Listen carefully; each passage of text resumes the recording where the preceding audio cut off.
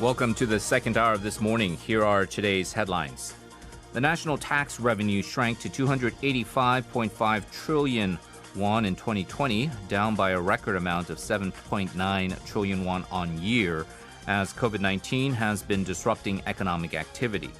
But thanks to the increased transfer income taxes driven by the real estate and stock market craze in the year's second half, the gross tax revenues increased by 63.5 trillion to 465.5 trillion won. The 9.4 trillion won annual budget surplus will likely go into a social chronicles fund proposed to help recover damages from the pandemic. Culture, Sports, and Tourism Minister nominee Hwang Hee faced a barrage of pointed questions from the People Power Party at yesterday's nomination hearing. The opposition party took issue with the nominee's only daughter attending autonomous private high schools after attending foreign school in Korea, and also his family trip to Spain that coincided with a National Assembly plenary session. The nominee explained the plenary session hadn't been scheduled by the time he and his family left for Spain, and his attendance rate was 96%.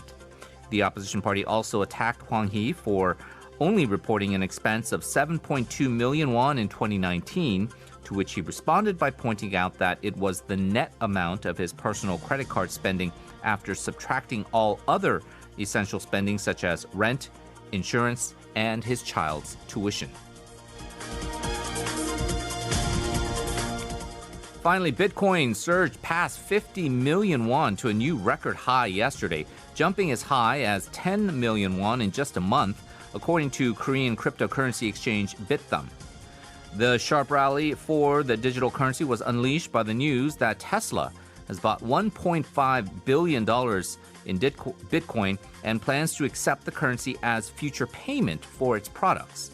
However, analysts have advised investors to be careful with cryptocurrency investments, as increasing market liquidity and concerns over inflation may have driven the Bitcoin frenzy, which could disappear as quickly as it was created.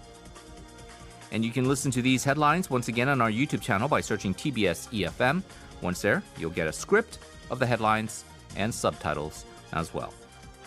Coming up next, a discussion on the recent controversial paper regarding Japanese sex slavery by a Harvard professor, also followed by an analysis on overall U.S.-North Korean policy.